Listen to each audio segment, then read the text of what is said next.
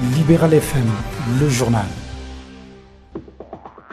Vous servir, c'est notre devoir, messieurs et dames. Bienvenue dans cette session d'information sur Libéral FM, le son du Congo profond. Tout de suite, les titres. C'est décidément une embellie dans les relations entre la RDC et les États-Unis d'Amérique. Africom est disposé à former les officiers des FARDC.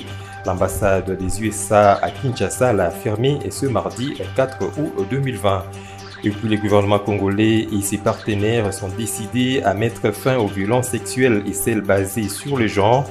Ils se sont convenus de rouvrir le call center avec un numéro de secours gratuit. Voilà, mesdames et messieurs, c'est tout pour les titres. Les détails, c'est sous peu.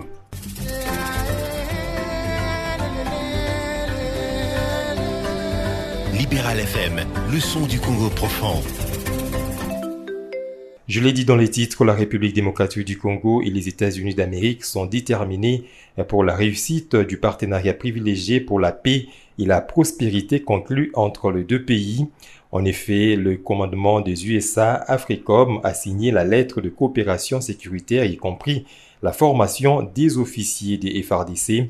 Selon l'ambassade des USA à Kinshasa, la RDC a accédé au niveau 2 de la liste de surveillance dans le rapport de la traite de personnes en 2020 grâce aux efforts du président congolais Félix-Antoine Tshisekedi et Tshilombo.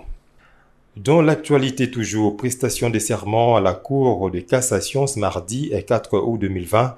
Le premier président de la Cour de cassation, les conseillers à la haute cour militaire et d'autres assermentés ont juré devant le président de la République, Félix-Antoine Tshisekedi, respect, obéissance à la Constitution et aux lois du pays. Plus de détails avec Célestine Massoudi Tamboué. Après la signature des ordonnances présidentielles du 27 juillet 2020, portant nomination des nouveaux juges à la Cour de cassation et à la Haute Cour militaire, le président de la République, Félix-Antoine Tshisekedi, a assisté à la prestation des serments des heureux élus ce mardi 4 août au Palais de la Nation.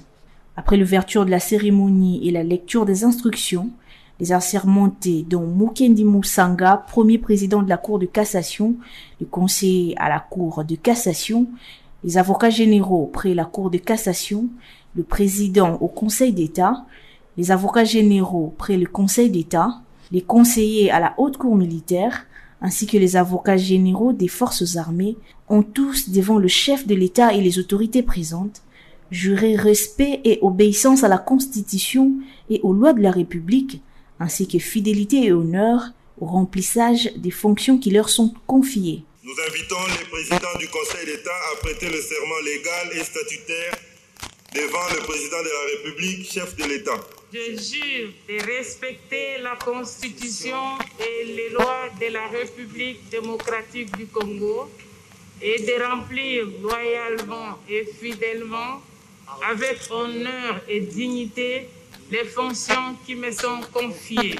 Les élus des ordonnances du président ont par la suite signé le procès-verbal qui sera lu par le conseiller principal du chef de l'État AI au collège diplomatique. Au cours de laquelle, Monsieur le Premier Président de la Cour de cassation, Monsieur le Président et Mesdames et Messieurs les conseillers à la Cour de cassation, Mesdames et Messieurs les avocats généraux près la Cour de cassation, Mesdames et Messieurs les présidents au Conseil d'État, Mesdames et Messieurs les conseillers au Conseil d'État, Mesdames et Messieurs les avocats généraux près le Conseil d'État, de Messieurs les conseillers à la Haute Cour militaire et de Messieurs les avocats généraux des forces armées, ont tour à tour prêté serment en votre présence et devant votre très haute autorité. Qu'il plaise ainsi à votre très haute autorité d'autoriser dès à présent les assermentés à assumer les fonctions leur dévolues.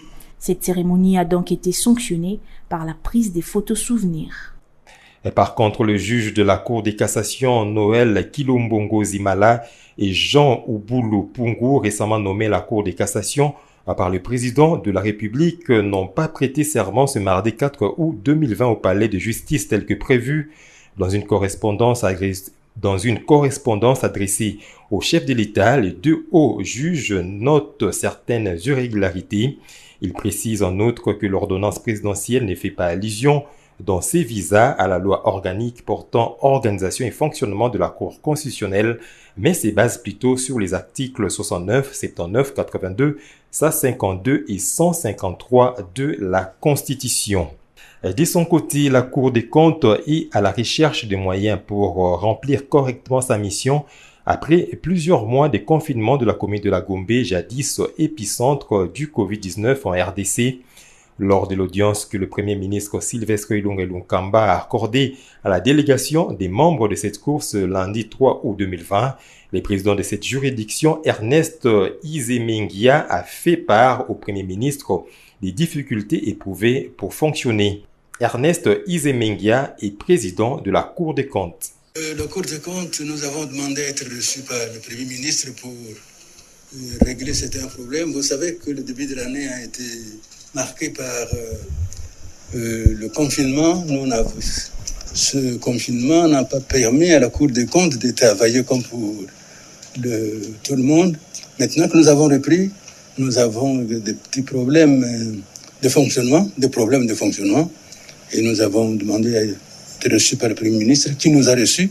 Nous avons posé ces problèmes et il nous a demandé après nous avoir prêté vraiment l'oreille attentive, nous a demandé de rester en contact avec les ministres sectoriels pour poursuivre pour parler. Nous sommes une cour de comptes, nous sommes des juges de comptes. Et ce travail-là, quand nous le faisons, nous avons quand même besoin de moyens.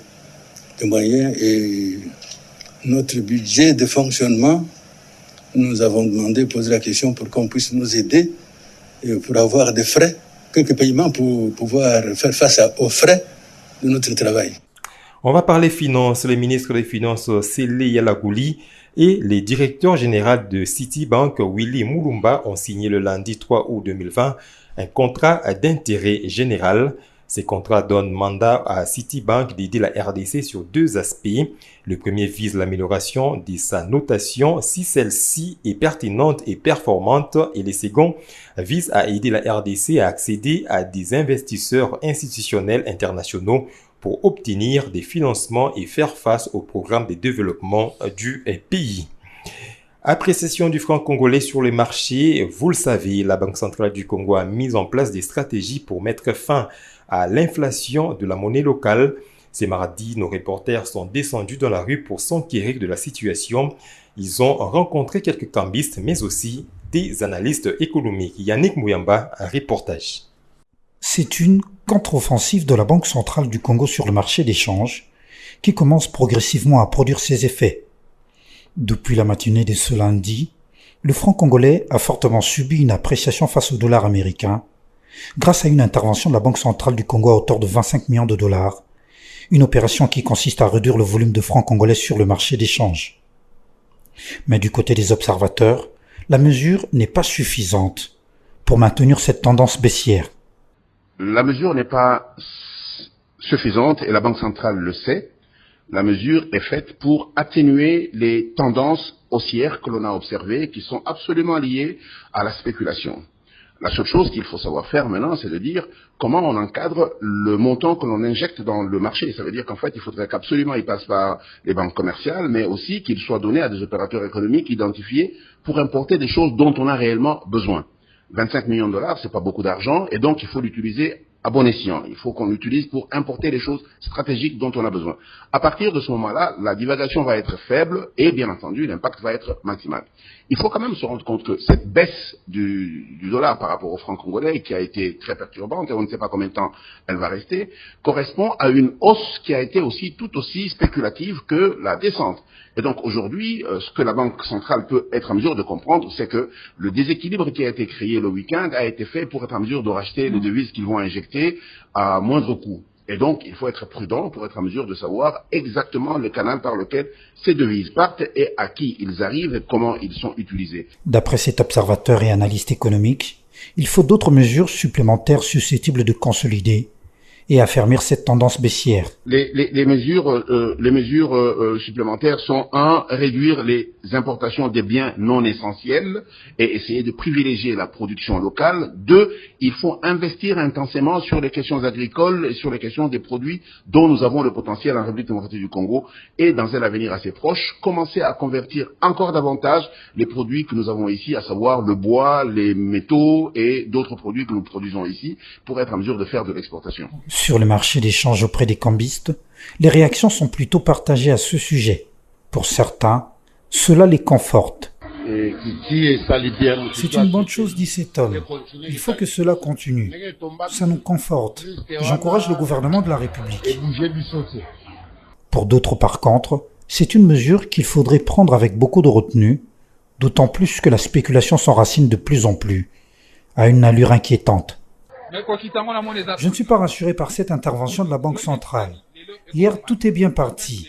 Aujourd'hui, la tendance haussière repart. Nos fournisseurs nous ont informé que le taux en ville est fixé à 20, voire même 20,5. Et ce matin ici, nous avons commencé à 17 et maintenant les opérations d'échange se font à 18 ou 18,5. Mais c'est tout à fait logique. Lorsque vous commencez la spéculation, c'est comme quand vous commencez la guerre. Vous savez quand vous commencez, vous ne savez pas quand est-ce que vous allez terminer. Mais absolument, d'abord, les premiers qui doivent être en mesure d'agir, c'est l'ANR. L'ANR n'est pas que politique, l'ANR doit avoir une composante économique. La police de lutte contre les criminels économiques doit pouvoir être en mesure d'agir. C'est en ce moment-ci que l'on voit l'intelligence collective agir pour être en mesure de stabiliser ce qui nous appartient à nous tous. Ça veut dire l'État et la nation.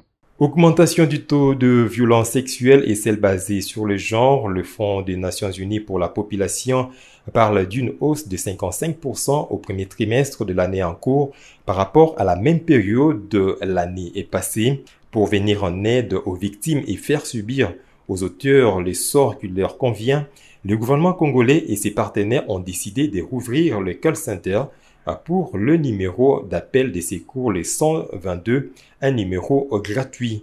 C'est le ministre d'État du genre, famille et enfants, Béatrice Loméa, qui a procédé le 3 août 2020 à Kinshasa au lancement officiel de ces numéros.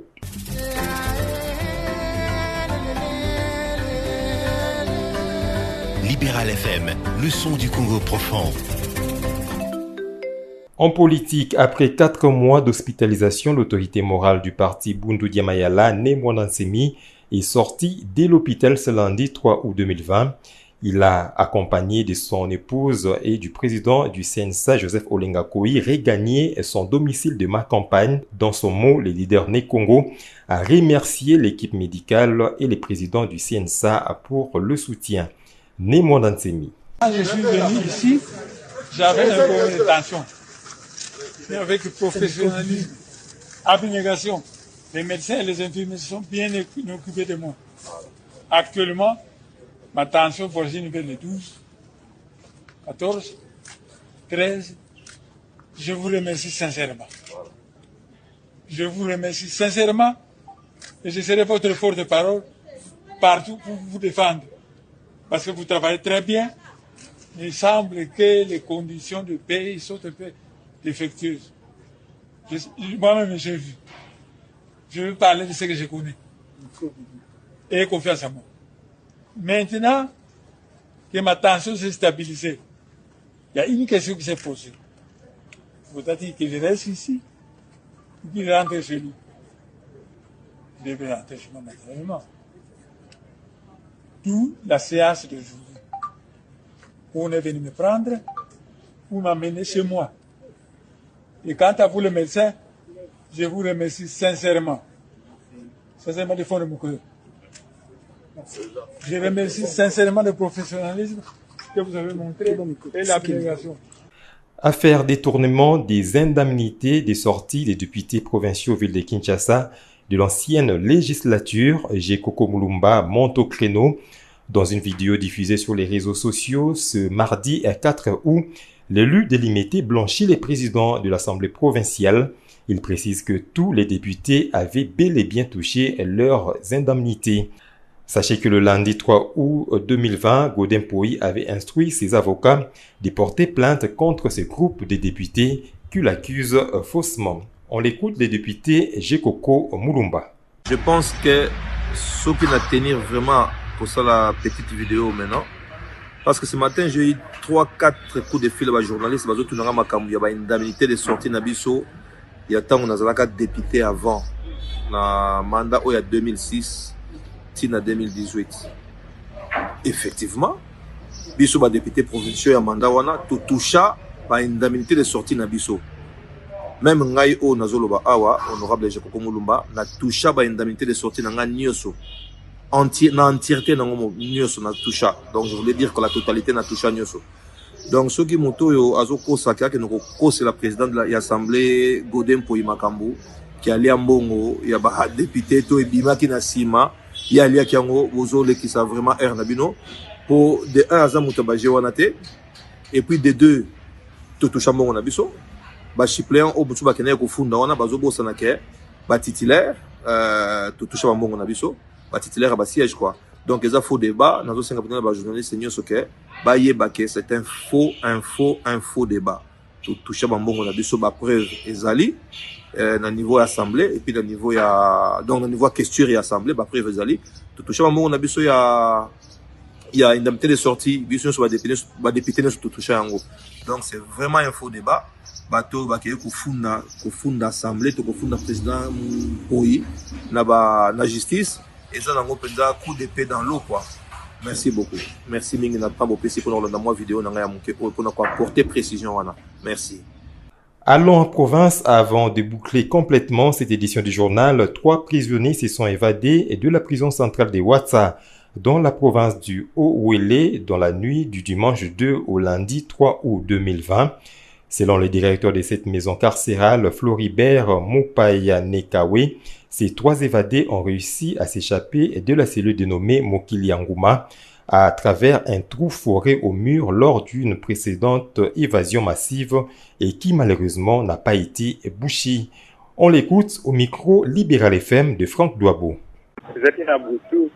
Abengitaki ngai bazana bakimi misa tato bozaki bakende presque sale mobimba nde se ba intervenir penzambre a récupérer batu babazaki batoboli turunde bimi côté hôpital vers ba 23h passé tozali na ba nombre à peu près de 68 ba blessé presque bazaki te pour les équipes beaucoup mais ça c'est déterminé tano to changer bango déjà na cellule musuko il faut ba boucher na no ba trou ana pepe na kende ko pesa pour na ministre na biso ya justice ke ba trou ezali faut ba zipa nde aise kinga na sala devis de tout ça qui devis na moto ya travaux publics to ça qui réponse ya kina noté pour singai ba somba ni sable somba ciment ko te ba ko boucher ba trou ana pe ba peinture basala comme moi opérationnel na kosinga na bakonzika ke ezali batonga prison ozomona clôture wana ezali polele ezali te ko ba clôture penze kangani ezali polele moto akobima facilement mais ezali malamu tonga prison ya bien pour bato bazokima kate. Mesdames et messieurs, ainsi s'achève cette édition du journal, mais avant tout, laissez-moi vous rappeler l'essentiel. C'est décidément une embellie dans les relations entre la RDC et les États-Unis d'Amérique. Africom est disposé de former les officiers des FARDC. L'ambassade des USA à Kinshasa l'a affirmé ce mardi 4 août 2020. Et puis le gouvernement congolais et ses partenaires sont décidés à mettre fin aux violences sexuelles et celles basées sur le genre. Ils se sont convenus de rouvrir le call center avec les numéros de secours gratuits. Voilà, ce journal est complètement fini. Si vous l'avez aimé, dites merci à Célestine Massoudi Tamboué et Yannick Bouyamba qui ont concouru à sa rédaction. La partie technique était assurée par Flavien Tepa, Nestor Ngeleza et Ika Myongo. Devant ces micros, Germain Koukoudiantama vous dit merci de l'avoir suivi et bonne suite des programmes sur Libéral FM et toutes nos radios partenaires. Ce journal vous a été offert par Widal Fondation, tous ensemble pour l'épanouissement de tous.